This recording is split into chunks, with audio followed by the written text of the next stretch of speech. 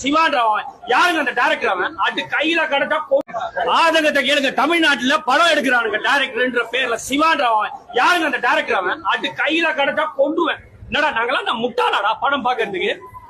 ரத்தெல்லாம் கொதிக்குது. 2 படம் பார்த்தோம் போன தீபாவளிக்கு. அது படம்டா. படமாடா எடுக்கிறீங்க? தேவி ஸ்ரீ பிரசாதா மியூசிக். அவன் ஒரு பைத்தியக்காரன். இவன் அப்படியே போக சொல்லுங்க சூர்யாவை. படம் என்ன கேரப் பயிலுங்களா? நாங்களாம் காசு கொடுத்து பாக்குறாங்க. ஒரு காசும் ஒரு சும்மா கிடைக்குதா?